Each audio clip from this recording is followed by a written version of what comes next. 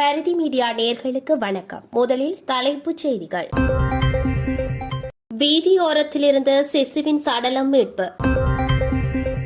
சாணக்கியன் மீது விசாரணையை கோர வேண்டியிருக்கும். பிரதமர் ரணில் நாடாளுமன்றத்தில் எச்சரிக்கை. ஐக்கிய மக்கள் சக்தியில் எதிர்பார்ப்புகள் நிறைவேறவில்லை. கடனுக்கு எரிபொருளை பெற்றுக்கொள்ள முடியாத நிலைமை. IMF வெளியிட்ட முக்கிய அறிவிப்பு. கடவு சீட்டுகளை பெறுவதில் ஏற்பட்டுள்ள சிக்கல். தேசிய பட்டியலால் முரண்பாடு. பதவி விலகுவேன். கோட்டபாயவை மிரட்டிய ரணில். இலங்கையிலிருந்து விமானத்தில் சென்று அகதியாக பதிவு செய்ய முற்பட்டவருக்கு நேர்ந்த கதி. உருவாகிய புதிய அமைச்சு பதவிகள். அதிவிசேட வர்த்தமானி வெளியீடு. மீன் கட்டணம் உயர்ந்தால் அதிகாரிகளின் வீடுகளும் தீக்கிரையாக்கப்படும். நாடாளுமன்றில் எச்சரிக்கை. சர்வதேச நாணய நிதியத்திடம் செல்வதில் இலங்கைக்கு புதிய சிக்கல். பொறுப்புமிக்க அதிகாரிகள் அரசியல் செய்வதை தவிர்க்க வேண்டும். விடுக்கப்பட்ட வலியுறுத்தல். என்னை பிரதமராக நியமியுங்கள். கோட்டபாயவிடம் கோரிய பசில். இனி தொடர்பான விரிவான செய்திகளோடு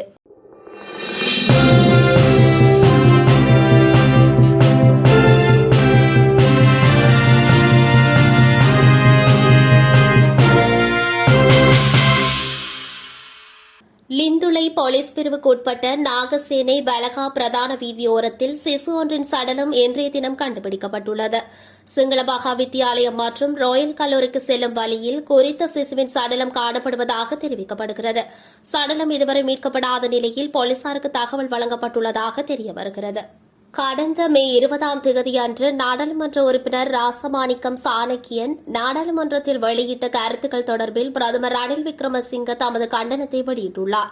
20வது அரசியலமைப்பு திருத்தம் உட்பட நாட்டுக்கு எதிரான செயற்பாடுகளுக்கு ஆதரவளித்தமை காரணமாகவே பலரின் வீடுகள் எரியூட்டப்பட்டதாக சாணக்கியன் வெளியிட்ட கருத்து ஏற்புடையதல்ல என்று ரணில் விக்ரமசிங்க குறிப்பிட்டுள்ளார்.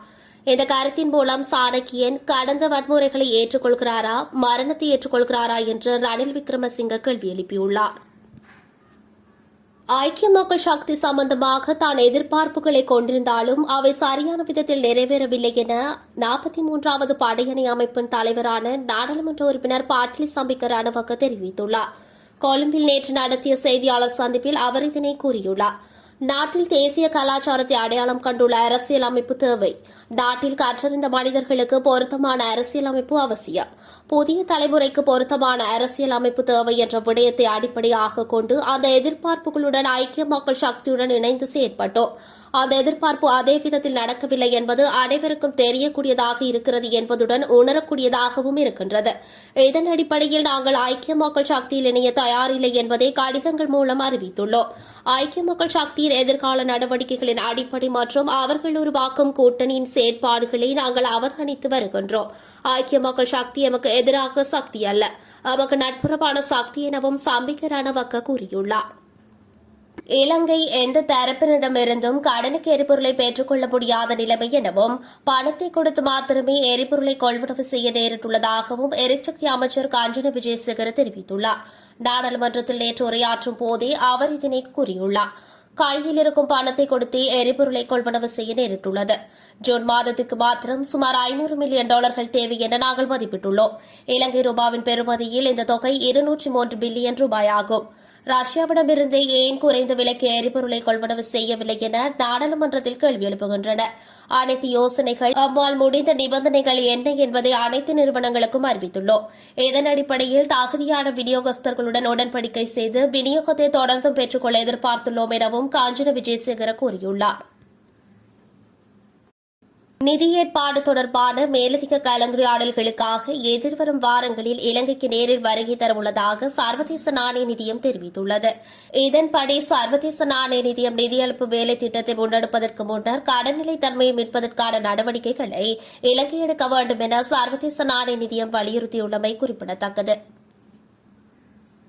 வெளிநாட்டு கடவுச்சீட்டுகளை பெற்றுக்கொள்வதற்காக பிடிக்கப்படும் படங்களை குடிவரவு மற்றும் குடியக்கல்வி திணைக்களத்திற்கு இணையதள முறையில் அனுப்புவதற்கான மென்பொருள் முழுமையாக செயலிழந்துள்ளது என படப்பிடிப்பு நிலைய உரிமையாளர்கள் சங்கம் தெரிவித்துள்ளது.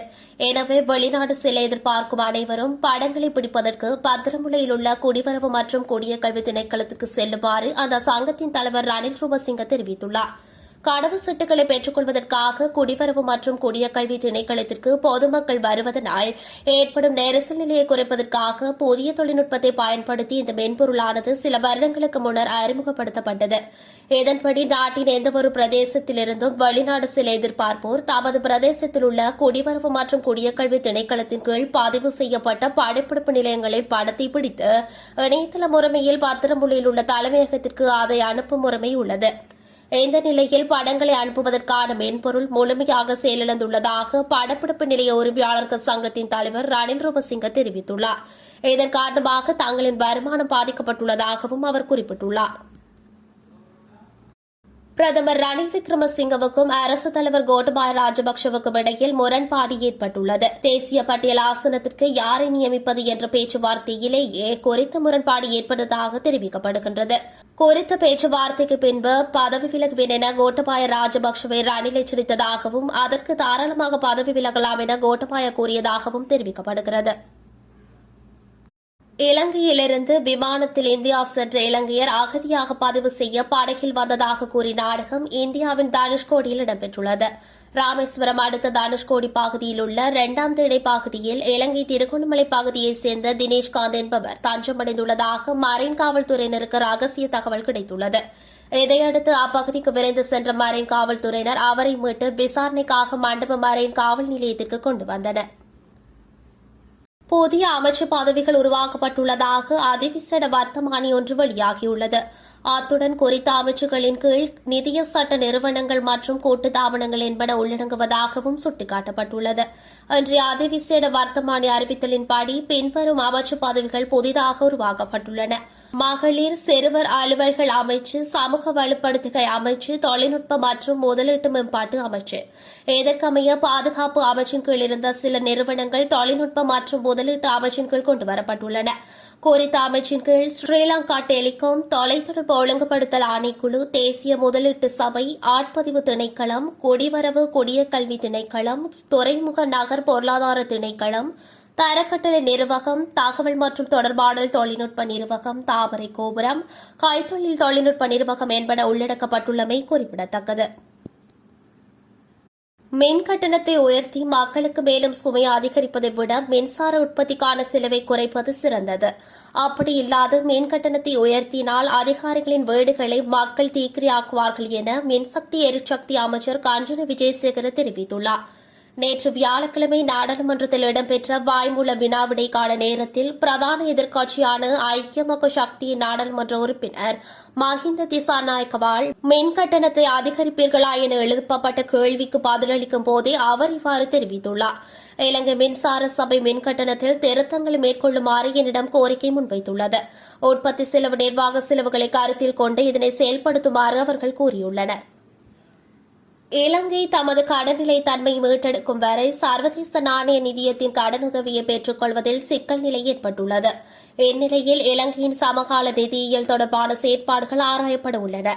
இதற்கான அதிகாரி ஒருவரை இலங்கைக்கு அனுப்ப திட்டமிட்டுள்ளதாக சர்வதேச நாணய நிதியம் தெரிவித்துள்ளது. ஆனால் சர்வதேச நாணய நிதியத்தின் நிதி திட்டத்தை தொடங்குவதற்கு முன்னர் கடனை நிலைநிறுத்துவதற்கான நடவடிக்கைகளை இலங்கை எடுக்க வேண்டும் என்று அவர்கள் வலியுறுத்துகின்றனர். எனினும் இலங்கை இன்னமும் அந்த நடவடிக்கைகளை மேற்கொள்ளவில்லை என குறிப்பிடப்படுகின்றது. அடுத்து வரும் நாட்கள் மிகவும் மோசமானவையாக இருக்கும் என பிரதமர் ரணில் விக்ரமசிங்கே எச்சரிக்கை விடுக்கப்பட்டிருந்தமை குறிப்பிடத்தக்கது. நாட்டில் 2019ஆம் ஆண்டு இறுதியில் புதிய அரசாங்கத்தினால் வரிக் கொள்கையில் மாற்றம் ஏற்படுத்தியமை காரணமாகவே 500 பில்லியன் ரூபாய் அளவில் நாட்டுக்கு இல்லாமல் போனதாக கூறப்படுவது நியாயமல்லதென முன்னாள் நிதி அமைச்சின் செயலாளர் SR ஆட்டிகள தெரிவித்துள்ளார். மாறாக வாகன இறக்குமதி தடை உள்ளிட்ட விதிக்கப்பட்ட இறக்குமதி கட்டுப்பாடுகள் காரணமாக ஏற்பட்ட நஷ்டம் மற்றும் கோவிட் நிலைமை என்பனவே அதில் தாக்கம் செலுத்தியுள்ளதாக அவர் குறிப்பிட்டுள்ளார். அரசாங்க கணக்குகள் பற்றி குழு கூட்டத்தில் கலந்து கொண்ட போது அவர் இவ்வாறு தெரிவித்துள்ளார். அதேவேளை அரசியல்வாதிகளுக்கும் அதிகாரிகளுக்கும் இடையிலான வித்தியாசத்தை அரசு அதிகாரிகள் உரியவாறு புரிந்து கொள்ள வேண்டும் என மத்திய வங்கியின் ஆளுநர் கலாநிதி நந்தலால் வீரசிங்க தெரிவித்துள்ளார். 2019 ஆண்டு டிசம்பர் மாதம் 4ஆம் தேதி முன்னாள் பிரதமர் மஹிந்த ராஜபக்சவினால் சமர்ப்பிக்கப்பட்ட முதலாவது அமைச்சரவை பத்திரத்திற்கு அமைய வரிக் கொள்கை தொடர்பில் இவ்வாறு தீர்மானம் மேற்கொள்ளப்பட்டதாக அவர் சுட்டிக்காட்டியுள்ளார். ஸ்ரீலங்கா பொதுஜன பெரமுனவின் பிரதமராக தன்னை நியமிக்குமாறு அரசு தலைவர் கோட்டபாய ராஜபக்சவிடம் தாம் தொடர்ச்சியாக கோரிக்கை விடுத்துள்ளதாக முன்னாள் அமைச்சர் பசில் ராஜபக்ச தெரிவித்துள்ளார். கொழும்பில் நேற்று இடம்பெற்ற செய்தியாளர் சந்திப்பில் அவர் இதனை தெரிவித்துள்ளார். தொடர்ந்தும் கருத்து வெளியிட்ட அவர் 69 லட்சம் வாக்குகளை பெற்றவருக்கு அதிகாரம் வழங்குவதும் 2,50,000 வாக்குகளை பெற்றவருக்கு அதிகாரம் வழங்குவதும் மக்கள் ஆணைக்கு எதிரானது எனவும் சுட்டிக்காட்டினார்.